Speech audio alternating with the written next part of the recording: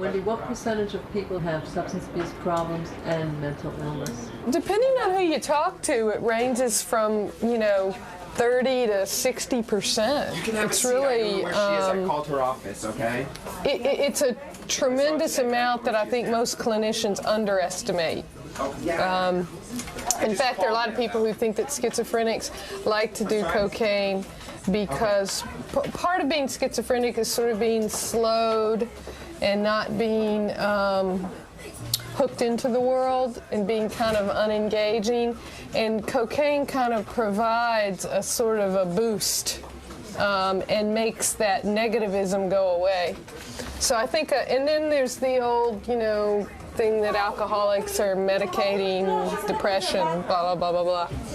But certainly here at Bellevue, I think, greater than 50% of our patients have substance abuse problems, which makes treating all of their other problems ever more difficult. Let me go! You stole my motherfucking purse! Let me the fuck out of here! You can't go right now. Unfortunately, you're not thinking clearly now. I'm thinking perfectly clearly, you motherfucking thieves! So she's clearly not thinking clearly at this point. So we're going to have to put her in protective custody. In other words, we're going to assume responsibility for her well-being and her care. She's already has restraints on. In general, we'll give her some sedative to make her relax until such time I don't want no fucking metabolizes sedative, her I ethanol. want out! And when she's sober, she'll probably be able to make better decisions. I clean am herself up. sober, you motherfucking piece of shit!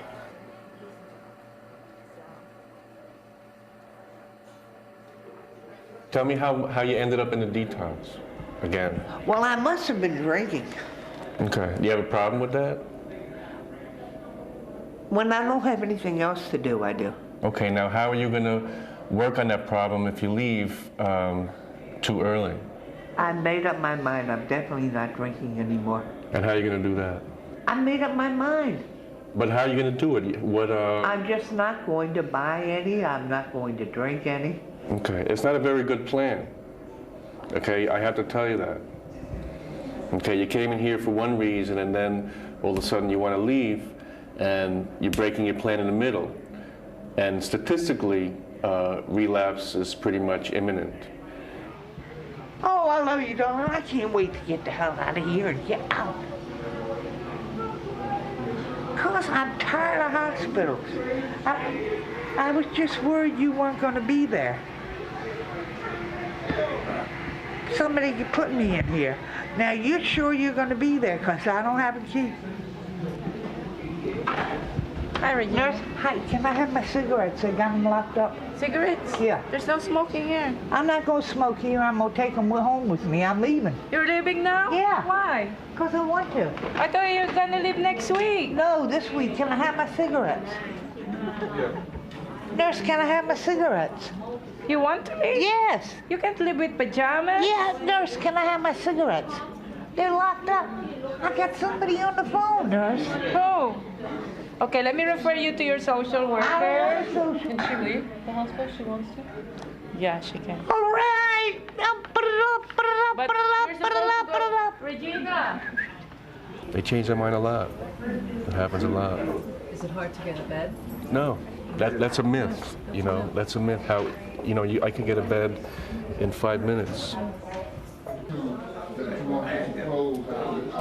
If you need a drink, you need to keep that to yourself on this unit because that's your head. I don't want you poisoning anybody else's head here.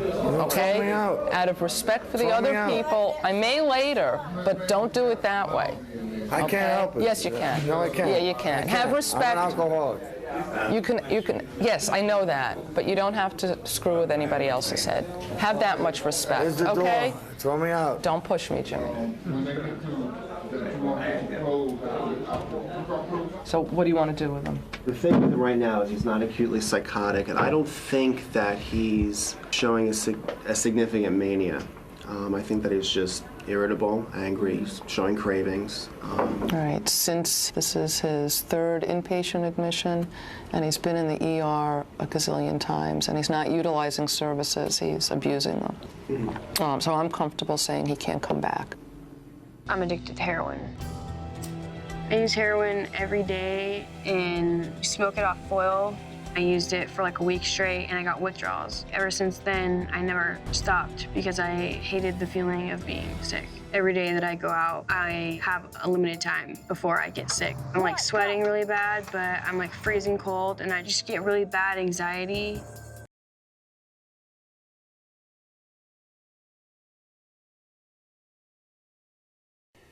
And in West Virginia, the drug use escalates. Right. Talk about that a little bit. You know, it costs a lot more money in West Virginia for the OxyContin. I ended up blowing through my entire trust fund while I was there. You know, I went through $450,000 in a spur of 2 years. How much? $450,000. $450,000 you're spending on prescription narcotics? Right. Are you getting any work done at school at this point? No. At this point, I'm barely going to class. I'm not doing any schoolwork whatsoever. And, you know, the difference was in West Virginia, I still had all my problems. They followed me there, of course. But, you know, in New Jersey, it's $50 for one OxyContin. In West Virginia, it's $100. So now I'm spending even more money. And, you know, they were really hard to get. You know, there was only a few dealers, and if they ran out, you were out of luck. You know, and a lot of times we would, you know, be so sick, we would drive all the way 8 hours back to New Jersey just to get our drugs and drive all the way back. And, you know, one day there was no dealers, there was no oxys anywhere around, and me and my girlfriend were really, really sick. And she had done heroin before. And she was like, you know, I know Pittsburgh's only about an hour away. We could just drive to Pittsburgh, find the ghetto, and find some heroin. And, you know, I had never done this before. I really didn't think it would work. But I was like, what the hell, why not? I don't feel like driving 8 hours to Jersey. So literally, you know, we find Pittsburgh on the freeway. Literally, we got off the freeway into Pittsburgh. We were there for probably about 5 minutes. And it didn't even really look like the ghetto where we were. And we see these two guys like walking down the street, and I'm kind of like stopping the car, not sure, you know, what to say. And they're right. They just say, hey, what do you need? Dope. And we looked at each other like, no way. And did you notice right away that you had a capacity to do more? The first time I did it, I snorted 9 bags of heroin. What did it feel like? My OxyContin addiction, my tolerance was so high that the heroin didn't get me high. So second semester, you know, I've really tried to get my act together with school. I brought all my grades up. And what I started doing was driving to New Jersey, buying a couple $1,000s worth of OxyContin and Xanax there, and then selling them in West Virginia to kind of support my habit because I could make double, you know, off of what I would buy. And you wind up back in New Jersey now, and what happens to you? Yeah, so, you know, and now at this point I'm back in Jersey. I am not, you know, in West Virginia anymore. And right by my house was, you know, this city, Camden, which is like the 3rd worst drug city in America. It's really, really bad there. So now I'm driving to Camden every day, getting heroin, and now I'm shooting it. And, you know, that was another kind of pivotal point in my addiction because now I wasn't functioning whatsoever. I was just home shooting my drugs. I am addicted to inhalants. 8 to 12 cans a day. It's like I'm walking on sunshine. It's like I've accepted death already. Right now, we have enough to take you to Newport Hospital for a psychiatric evaluation. No.